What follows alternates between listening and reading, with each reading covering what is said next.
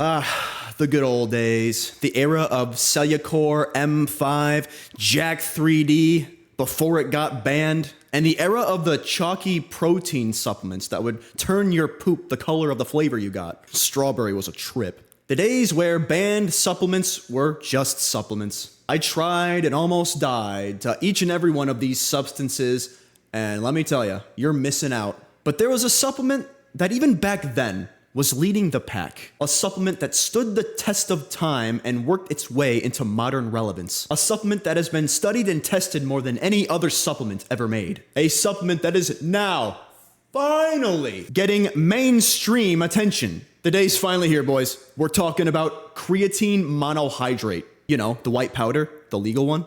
So what does creatine do exactly? Or in this case, creatine monohydrate, because that's what we're talking about here. It basically increases the level of phosphocreatine in the muscles, which gives the muscles more resources necessary to produce ATP, which is what the body uses, the muscles use as energy. Long story short, creatine gives your body more energy to work with. Lifters, young and old, have been taking advantage of this substance since early antiquity. And there's a reason why. You can expect to lift more weight in the gym while you're supplementing creatine. And stimulating a stronger resistance training response will just lead to increased muscle gain and fat burn.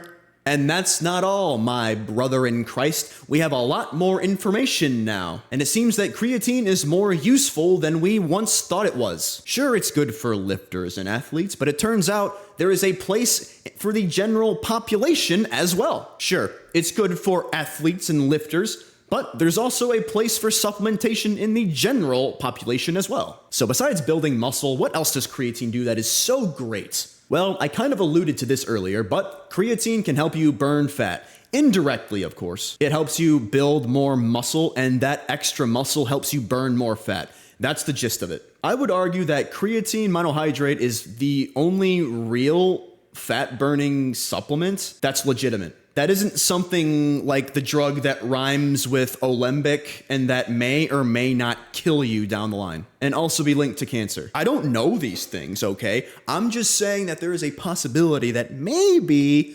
it could. But again, I don't know. Don't sue me. I'm just a little YouTuber on the internet. What could I do? And here's an interesting one too. Creatine can also make you look leaner almost like right away. Because what happens is the muscles from the creatine get more intramuscular fluid, allows the muscles to expand, get bigger, get fuller, which makes the skin look tighter. And so it actually gives you like a more lean looking physique. And to the single woman who's watching my content, if you want a bigger butt, creatine's how you get there. Because creatine literally expands the muscles, making you look more toned. I'm going to use tone because you guys love that word, even though it means nothing, but I'm using it anyway because that's all you seem to listen to. I can say the other word, but you'll get triggered. It means the same thing. Bigger, toned. It's the same thing, but whatever. And again, my single, lovely woman who's watching my content, I love you. The intramuscular fluid that increases in the muscle is not the same as water retention under the skin and over the muscles. It is a completely different thing entirely. The intramuscular fluid makes you look better. The bloated kind of water retention makes you look flatter, and you get that by being dehydrated. And creatine helps you stay hydrated too, so I mean, like, there's literally no reason why you shouldn't be supplementing with creatine. I just had to get that out there because that's another myth. Creatine makes your skin tighter. It makes you look younger. Creatine can help clean up skin, keep it hydrated, makes it feel more supple, less dry, less cracked, less, red, you know what I mean. It might even slow down the aging process, but I don't know about that one. I can't corroborate that. And another great thing that creatine can do is improve your mood. Because when you have more energy to work with on a daily basis, you just seem to have a greater time. More energy equals better time. Does that make sense? It all comes back to APT. It all comes back down to ATP. When the body has more ATP, it has more energy because that's what ATP is. And yeah, that's it.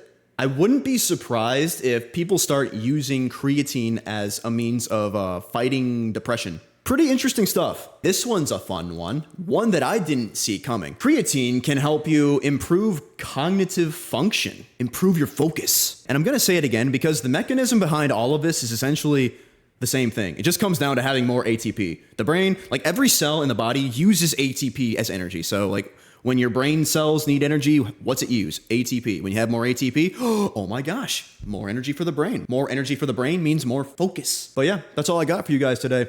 I wanted you guys to see the benefits that creatine has. It's finally entered the mainstream. There are even creatine gummies that you can get on the market nowadays. That's never happened before, and I think they're awesome. They're freaking awesome. But if you want something a little cheaper, just get creatine monohydrate. It's flavorless. You got to put it in a shake and like drink it and whatnot. It doesn't taste like anything. Like if you can do that, great. But like if that's something that you don't want to do and you want something that actually tastes good and you can use as kind of like a snack, sort of. You only want to have like 3 gummies though. So like if you're going to snack on a whole bag, that'd be too much. But yeah, pick up the gummies. They're really good.